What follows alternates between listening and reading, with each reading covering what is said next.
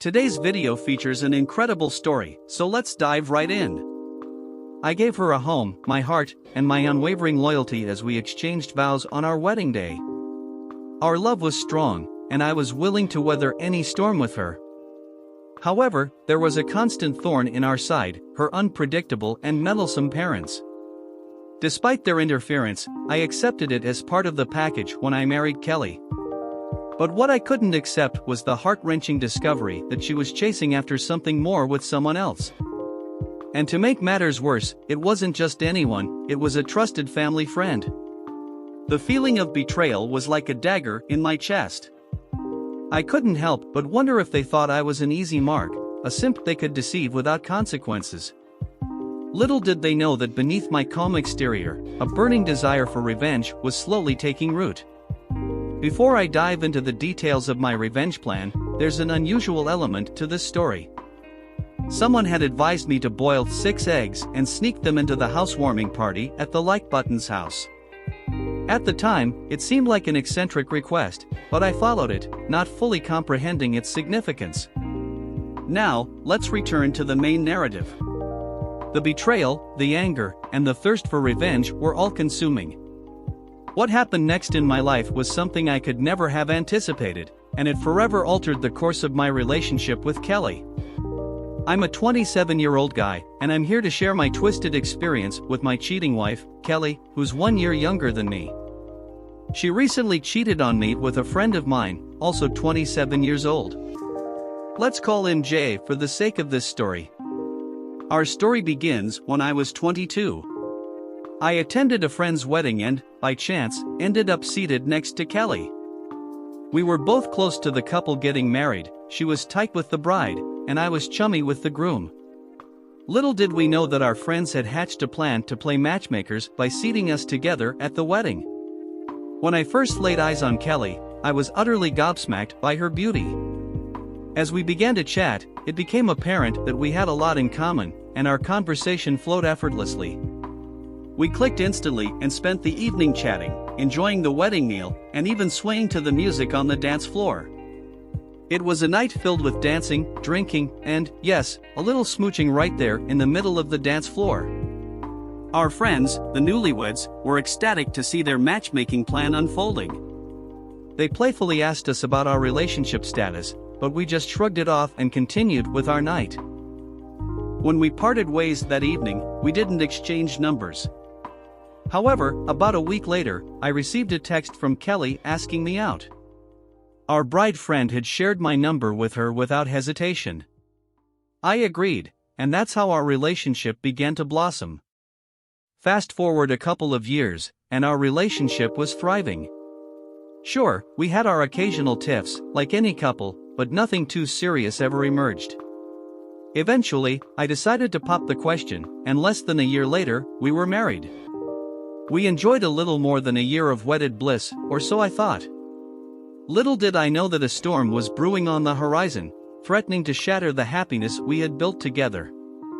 Just before our first anniversary, I noticed a shift in Kelly's behavior.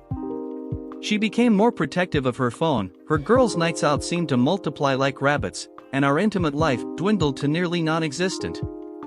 I brought up these concerns multiple times, only to be dismissed and accused of letting my insecurities get the best of me. Kelly appeared unaffected by my feelings and concerns, so in response, I grew colder. The tender goodbye kisses as I left for work vanished, and our conversations dwindled to only the necessary exchanges. Then came the night when it all became too much for me to bear. I decided to see for myself what was going on.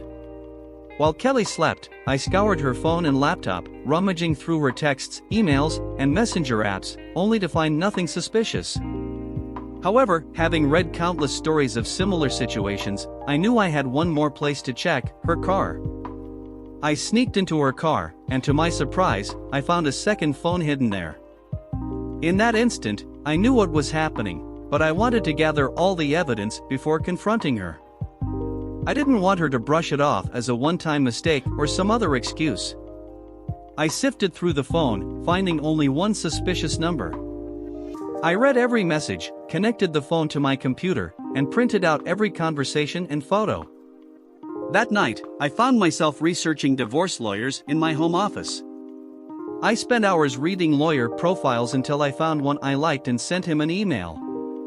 Since it was a Saturday, I didn't expect an immediate response.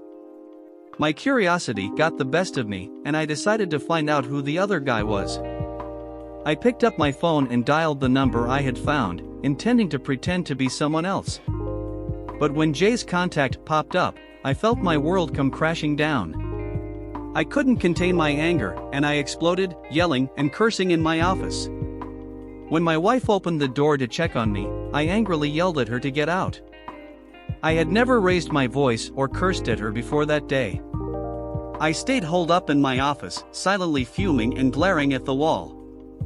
Desperate for a drink, I called up a friend from the wedding, let's call him Tony, and asked if he would join me. He agreed, probably because he could hear something was terribly wrong in my voice. Without any explanation, I grabbed all the printouts and headed to the bar.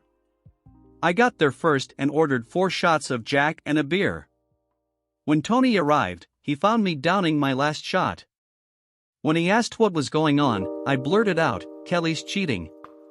Tony was the one who had introduced me to Jay, and all he could say was, "I'm sorry," over and over again. Although Jay and I were never close, we were friendly whenever we ran into each other at social events. I made Tony promise not to tell anyone about this. I hadn't even spoken to Kelly or a lawyer yet. If his wife asked about me, he was to say I was having problems at work. He agreed, and we drank and talked for most of the night. At around 3 a.m., I called an Uber and went home. When I got there, I saw Kelly sleeping on the couch. Without saying a word, I went up to our bedroom and fell asleep. When I woke up, she was lying next to me, but I wasn't ready to confront her. I got dressed and left the house, heading to my office to bury myself in work all day. When I got back home around 10 p.m., my wife was there to greet me. She had made me dinner and asked if I wanted her to heat it up. I simply said no and went to bed. She followed me, asking what had been bothering me. I told her to leave me alone and that I wanted to sleep. The tension in our once happy home had reached a breaking point, and I knew that I couldn't keep ignoring the truth any longer. She wouldn't let me sleep and kept asking and trying to get my attention. Eventually, I lost my temper and yelled at her to stop and let me sleep. The next morning, I received an email from the lawyer asking to meet later in the day. I confirmed the meeting and got ready to leave. When I walked downstairs, I saw that Kelly had made breakfast and wanted to talk. I made a small plate and sat down. She began by saying that I'd been acting differently and going on about how I had changed. She wanted to know why. I told her that work had been stressful and assured her it would be over soon. After finishing my meal, I told her I had to leave for work. I was counting down the minutes until I could meet with the lawyer. The meeting with the lawyer went well, and I handed over all the evidence I had gathered. The lawyer told me, "I'm sorry for all that's going on, but I'm happy you gathered all this information. You see, we live in an at-fault state, so your wife has no claim on most of your money." I was taken aback. I hadn't even thought about that. I just wanted to get a divorce as soon as possible. I asked the lawyer to make copies of the evidence, and he agreed. When I got home, I was ready to confront Kelly, but she wasn't there. I called her once, twice, but there was no answer, so I texted her, "I don't care if you're with Jay right now. Get home, we need to talk." Sure enough, she called back in less than a minute, asking what I was talking about. All I told her was to get home now. She showed up 15 minutes later. "Interesting," I said. 15 minutes is just about how long it takes to drive from here to Jay's. What a coincidence. She stared at me, looking confused. I gave her a minute to assemble her thoughts, but she was clearly too busy practicing her goldfish impression to reply. Lost for words, I asked her what was going on. She tried to deny everything and started gaslighting me. As she began to insult me personally, I slammed my fist on the table to put an end to it. "Check out this mountain I built up," I said, pulling out my stack of evidence. I showed her each printout one at a time. She told me to stop and began to cry. She even tried to apologize and said she loved me. "Funny," I said. "You were so adamant about degrading and insulting me just a minute ago. Where's that fiery spirit now?" She tried to hug me, blubbering about how sorry she was. I held up my hand, signaling her to keep her distance. She kept pushing herself towards me, insisting she could make it right and that she would do anything for me. She even suggested we take this to the bedroom. "I'm never going to touch you again," I told her coldly. "Also, do you know who else has these documents? My lawyer. I'm divorcing you now. Grab a bag, pack up your things, and get the frick out of my house." That was 3 days ago, and since then, there's been radio silence from her. Our once happy life had crumbled, and I was left to pick up the pieces and move forward with my decision to end our marriage. I decided to book an appointment with the doctor for an STD check that's now lined up for 2 days from now. Next, I reached out to my support network, including my father and a few close friends. They've all been very supportive, offering their own advice and even help.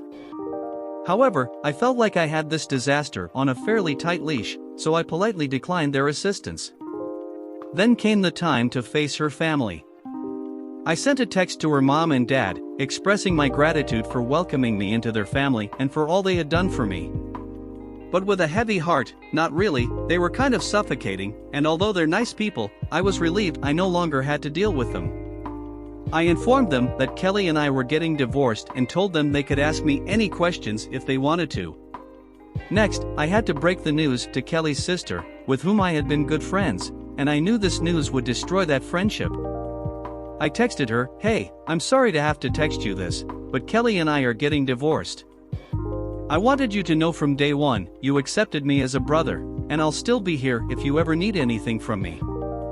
Shortly after, her parents got back to me, and the conversation went like this. "Parents, we're so sorry to hear this. What happened? Why hasn't Kelly said anything to us?" Me, Kelly's been in an affair for at least a year. I thought she might have reached out to you, but we haven't heard from her. We'll call her. Are you sure about the affair? Parents, I'm positive. I found their texts. Parents, we're so sorry. We'll try to get in touch with her. After dealing with her family, it was time to take on the big task of facing Jay's fiancé. I had a sinking feeling that Kelly and Jay might have created some ingenious plan to keep hiding their secret. Either Kelly hadn't spilled the beans about me knowing, or they're just idiots. I texted her around 2 p.m., asking if we could meet for coffee. We met at some trendy coffee shop, and as I sipped on my awful coffee, I said to her, "There's no easy way to say this, so I'll just say it. Jay has been cheating on you with my wife for over a year." She was obviously taken aback, so I added, "I only found out a few days ago. I should have told you then, but I had a divorce to kickstart and my own pity party to attend." She asked how I found out, so I told her everything that's in the first post. I asked if she wanted to see the evidence I'd gathered and pulled out a binder. She grabbed the binder and skimmed through the messages and pictures, just starting to silently cry. I told her she was more than welcome to take the binder. I even had extra copies just in case she wanted to confront Jay or test his lying skills. She thanked me, stood up, took the binder, and left. As she walked away, she looked utterly defeated. Before she left, I made sure to let her know that if she needed anything from me, all she had to do was ask. Now, I know many of you advised me to stay sober and keep a clear head, but honestly, my world has just crashed down on top of me. So, I've decided to take this week to marinate in self-pity on my back porch, grab some drinks, cigars, and some loud music. But don't worry, this pity party will stop once the week is over. I plan to stop feeling sorry for myself and get back to my usual schedule. On a lighter note, I've already packed up most of her things, including clothes, jewelry, and so on. I also did her a favor and included our wedding book in every photo with her in it in the boxes. I've been told I'm a generous guy. If and when she decides to come back for her stuff, I don't plan on playing the gracious host for longer than necessary. And before your imagination runs wild, let me assure you that I didn't ruin her clothes or anything. Okay, I may have broken a few picture frames, but I mean, who's counting? As of right now, everything's rather quiet. I've done my duty in spreading the grim news of the cheating to everyone who needed to know. My doctor's appointment is booked, my lawyer is working to get me out of this mess, and 90% of her things are neatly packed in boxes. If she continues to keep her distance, this might turn out to be the smoothest divorce in history. I kept indulging in my personal pity party, drowning my sorrows in alcohol. I'd say this is my first semi-sober moment since the revelation hit me. The whole train of emotions has been hard to articulate, but numb is probably the best descriptor.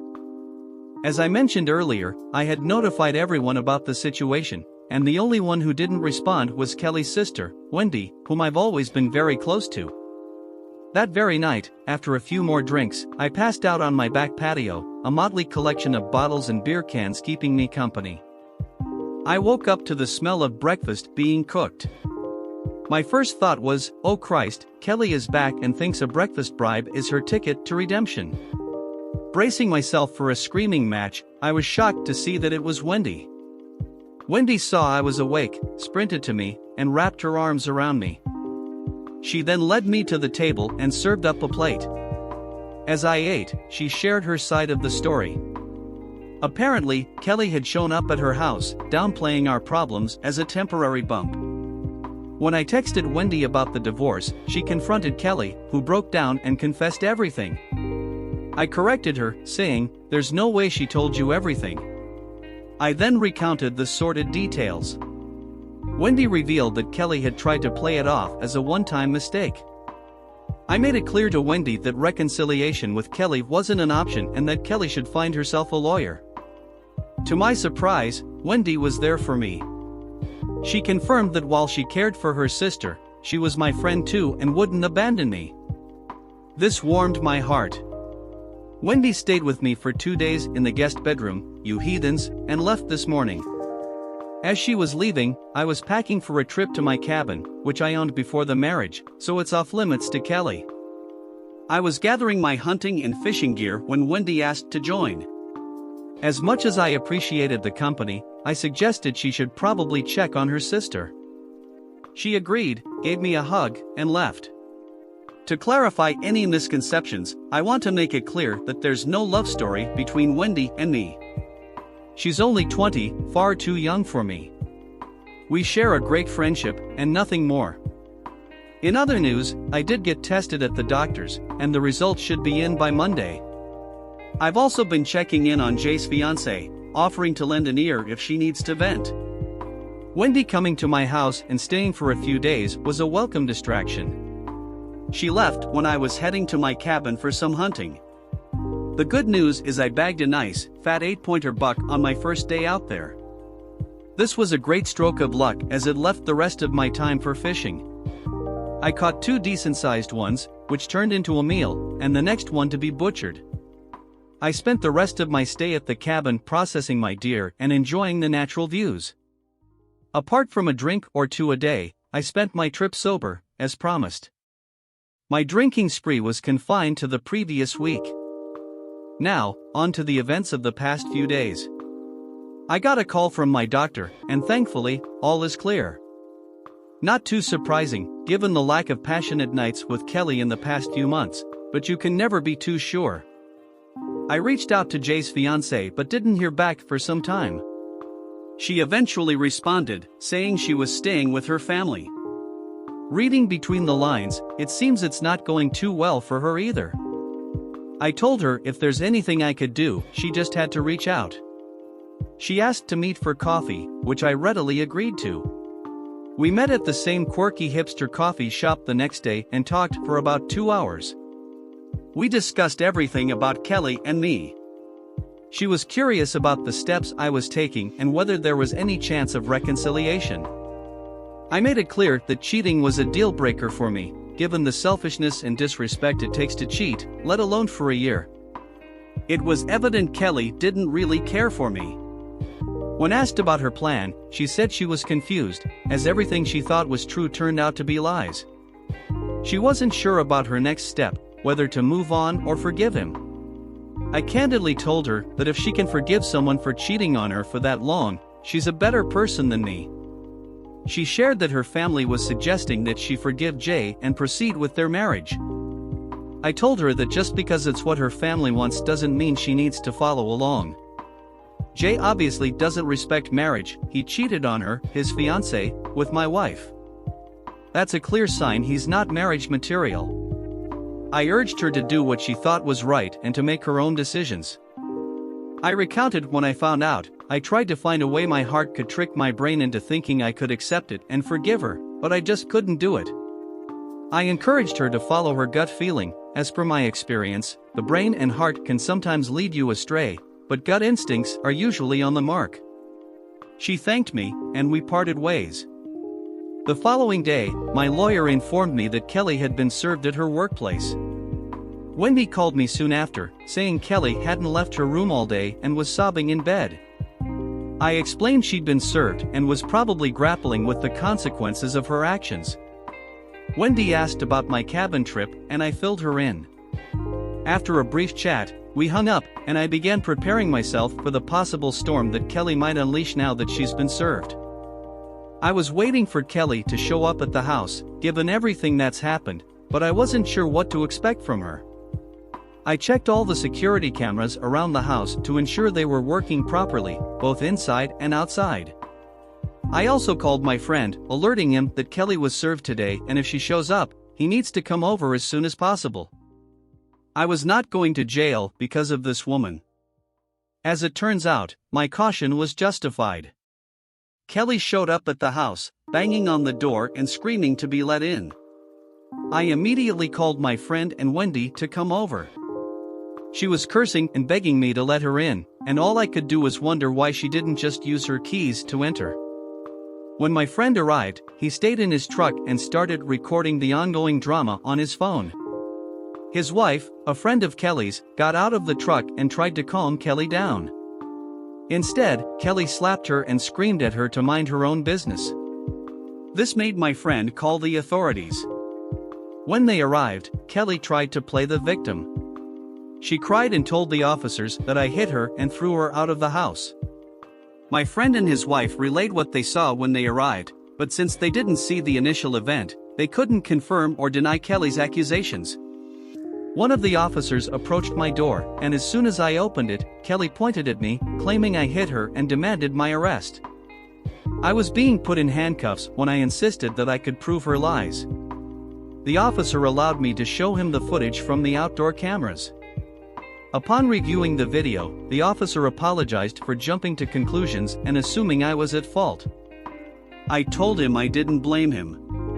Apparently, during Kelly's rant, she screamed out, "He hit me," leading my neighbors to call the authorities too, causing the officers to form their judgment even before arriving. After dealing with the authorities for about half an hour, Kelly was eventually handcuffed and charged with disturbing the peace, public intoxication, and a DUI. As the police were escorting Kelly to their car, Wendy showed up. She asked me what had happened, so I showed her the video of the whole ordeal on my phone. An officer approached me, handing me the case number and some other paperwork. Wendy started asking questions about the charges, so I just went back inside. Wendy followed me in shortly after and sat down next to me. She explained that she had only left her house for 10 minutes to run to the store. When she returned, Kelly was no longer in the living room. She assumed Kelly had gone to bed after having too much wine. Wendy and I talked for a while, and she asked if she could stay the night. I told her she was welcome anytime. Wendy informed me that Kelly had to spend the night in jail, and I'm not sure why, but she could be bailed out in the morning. After I had gone back inside, Wendy called her parents to let them know what was happening and to see if they could bail Kelly out since Wendy didn't have the necessary funds. We shared a beer and soon went to bed. When I woke up the next morning, Wendy had already left to meet with her parents. I haven't heard from Kelly, Wendy, or their parents since then, but I can only imagine that it's not a pleasant conversation they're having. I haven't heard from Kelly since that incident, but her lawyer contacted mine indicating that he will be representing her. Finally, we can proceed with the legal process. Additionally, I reached out to Jay's fiancée to check if there were any updates from her side. We exchanged a few text messages, and she informed me that she had kicked Jay out of her house. Her father and brother packed up all his belongings and took them to his place. She confided that while her father and brother were tempted to confront Jay physically, she requested them not to. She wants to leave this mess behind her and move forward. She appreciated me checking up on her and assured me that her close friends were there to support her. I shared my Reddit page link with her so that she could see all the support that you all have been giving to me and her. On Friday, as soon as I finished work, I rushed home. My plan was to spend the weekend at my cabin. Upon my arrival, I found Wendy in my driveway. She wanted to collect her sister's belongings and had a list of items that Kelly expected to be returned. Almost all of the items were already packed in a box or stored in my garage waiting to be picked up. I made it clear to her that I wouldn't be responsible for any accusations of damage to Kelly's belongings. Instead, I offered to pay for a moving company to come pack and transport all her things. This was due to the fact that I was heading to my cabin and didn't have time to deal with Kelly's issues. Wendy agreed and hoped that I would have a good time. She took a box of Kelly's clothes and placed them in her car before leaving. She asked if she could join me on my trip to the cabin, to which I happily agreed. The weekend at the cabin went really well. The last time I was there, I realized what a treasure that place was with its beautiful views and complete seclusion. It offered a tranquil retreat where one could truly relax. On Monday, I called a moving company, and by Tuesday, 3 men with a large truck came and started loading Kelly's belongings. I meticulously recorded and took photos of each item as they were being packed and loaded. I thanked the movers for their patience and tipped each of them an extra $50. I sent all the photos and recordings to my lawyer and continued with my day. The house feels empty but clean without all of Kelly's stuff. My lawyer had advised me not to discard anything that could be considered shared property, so I moved most of the furniture to a storage unit. I've been sleeping in the guest room since she left, and only now have I started buying new furniture. Most of it will likely stay in the garage now that I have the space. Despite everything, I don't plan on keeping the house, even if I win it in the divorce, as it holds too many painful memories. A few days after the movers transported Kelly's things, my lawyer received some paperwork. Apparently, I had somehow damaged her belongings, and she was demanding I pay her $1,500, threatening to take me to court otherwise. My lawyer, undeterred, promptly sent her lawyer all the videos and pictures, asking where these so-called damages were. According to him, this situation just further shows her instability to the judge, and while it may be a headache now, it will serve as excellent evidence in court. It appears her lawyer wasn't quite prepared for the level of meticulousness I possess. I mean, I've photographed and documented everything. When I discovered my wife's affair, for some reason, I found myself drawn to this page. I read the horror stories about what some people's former spouses did to them, and I adamantly refused to let myself be another statistic. I've braced myself for just about every accusation she could throw at me. At this point, there's little she could do that would surprise me. Kelly has been calling me roughly every other day, but like a man avoiding a telemarketer, I never pick up. If she leaves a voicemail, I don't even bother listening to it. Instead, I just forward it straight to my lawyer. Every time I send something to my lawyer, he chuckles and tells me, "You are a lawyer's dream. You heed every piece of advice, and you've compiled a mountain of evidence all on your own." I have yet to encounter a client who has performed so exceptionally well. It's no exaggeration when I say he repeats this every time, but it always brings a grin to my face. Having that reassurance that I'm doing everything right certainly makes this crazy situation a little more bearable. Roughly 2 or 3 weeks ago, my lawyer informed me that we had enough evidence to bury her outside of court. If our attempt fails, at least it would reflect favorably on us for trying. We scheduled a date to meet in a neutral lawyer's office. He advised me not to react to anything Kelly might say, reminding me that everything would be recorded for a judge to read if it goes to court. We arrived early, and to my surprise, she was already there, waiting with her lawyer. It was like a scene from a courtroom drama. The lawyers began their polite exchange while Kelly and I sat in silence, the tension palpable. Kelly's lawyer broke the ice inquiring about our offer. My lawyer, with a scoff that could rival a sitcom character, responded, "Given the mountain of evidence detailing Kelly's infidelity and inappropriate behavior, the only offer we'll make is half of the selling price of the house and half of the savings account. That's more than any judge would award you. Essentially, you'll walk away with what you came into the marriage with." Kelly began to cry, asking if there was anything she could do to fix things. I replied, "You've been cheating on me since before our wedding. There's nothing you could do to make me forget or forgive what you've done. Sign the papers. It's more than you deserve, and I want to be done with this whole sham you created." She excused herself to the restroom, presumably to compose herself. Upon returning, still teary-eyed, she signed the papers and left soon after. In about a month, everything will be filed, and all I'll need to do is sell the house. The house, which was once my home.